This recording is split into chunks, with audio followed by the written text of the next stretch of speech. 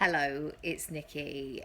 Today, I want to challenge you to shake things up a little bit and to find different people to help and support and share your message and share what you do and start to look at your marketing and who you are in quite a different way.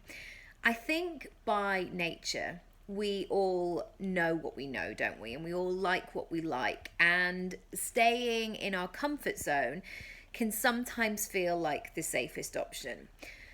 But in order to grow and to challenge ourselves and to get more of the stuff, so maybe more sales or more followers or more recognition of what you do and what you're all about, we have to be willing to play in different pools. So, when you go to those kind of big swimming complexes on holiday or something like that, you might have like one pool where most of the people are hanging out, and then there might be a little pool over here. There might be something else going on. There might be a flume, what an 80s word, but you know what I mean. There's going to be different things for different setups for different opportunities. So you might want to just go and sit in a hot tub quietly and have a one-to-one conversation, or you might want to get into the main pool with all the people and enjoy the rabble and the noise and the mayhem and all of that sort of stuff. But one thing that my clients say all the time is, I don't know how to find more people. Or, well, I've sent my newsletter out and nobody bought my thing. Or, I'm posting regularly on Instagram, but it's just the same people again and again seeing it. And surely I can't like market to those people again. Like, I don't want to bother people.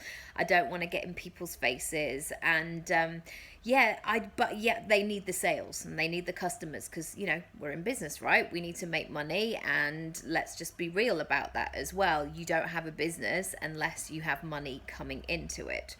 I want to give one example, which at the time of agreeing to this, I didn't necessarily realize how great it would be. But I just wanted to give you a sort of tangible example. So I'm going to be doing this talk on Saturday, and in order to sign up, you sign up on a website called The Dots, which is a creative platform. You can post jobs, you can apply for jobs, you can show your sort of creative portfolio, as it were.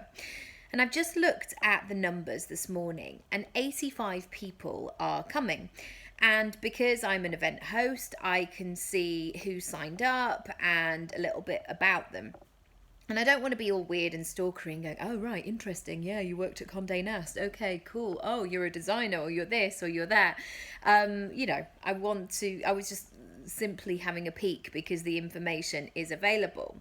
But one thing that I realized as I scrolled through is I don't know any of these people personally. There was nobody on the list who I was like, oh, that's so and so from like that thing, or I've met that person at an event, or I've worked with that person in the past. These people are all brand new to me, and I'm all brand new to them.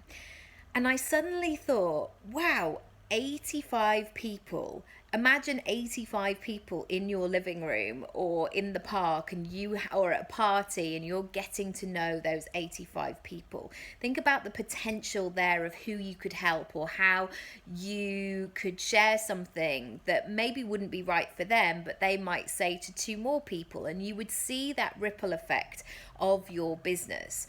And I was thinking about how I can really support those people and how I could show up in a different way, not only in that moment, but how I can set up my business and the kind of follow-up, I guess, to continuously support people. So I think it's Denise Duffield Thomas who says this. I love her books, by the way. I think they're brilliant. This sense of, if you go to somebody's house and you have an amazing main meal, you go for a dinner party or something like that. I mean, I can't wait for those days to come back. But you go to somebody's house, you have dinner, and you have the main course, and it was amazing. And you sit back and you're like, oh, I wonder what pudding's going to be. I wonder what they're going to bring out, because that was bloody brilliant. And I can't wait to see what they've made for the dessert. And then nothing happens.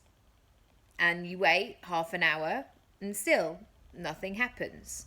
there's no more food. The kitchen is closed.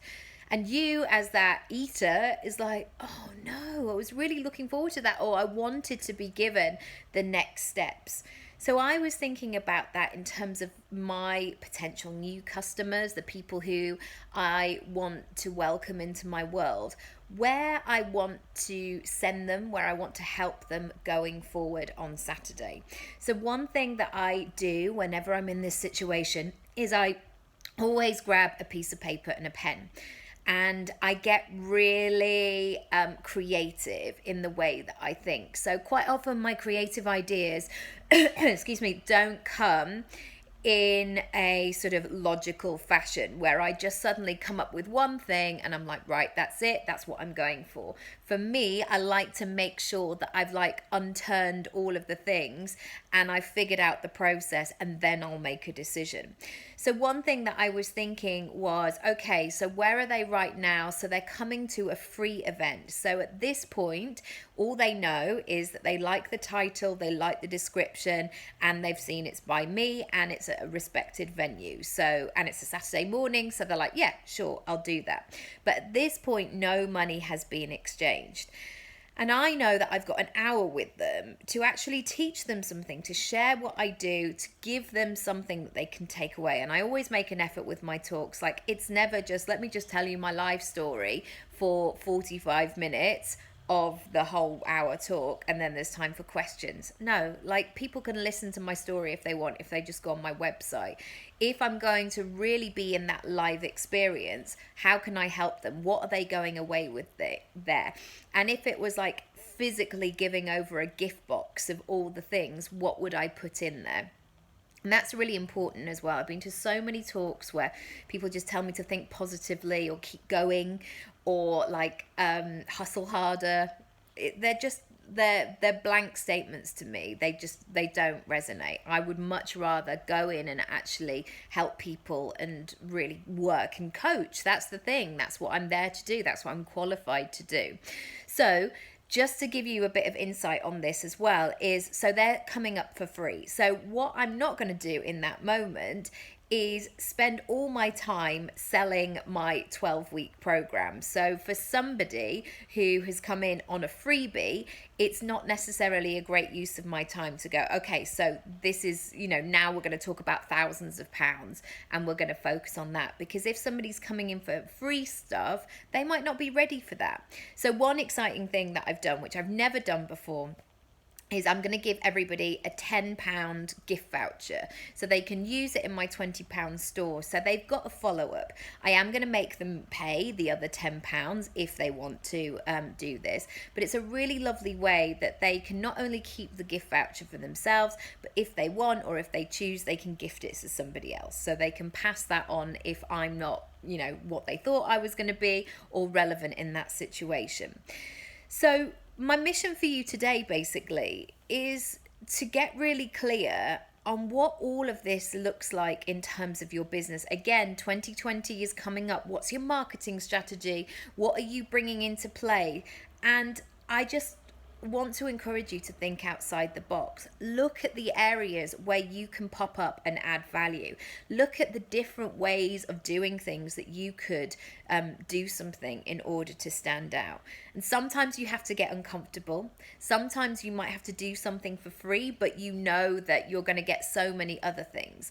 Really think about the best use of your time and how you can support other people to do that. I would love to know what's resonated, and there's loads of information in the box down below.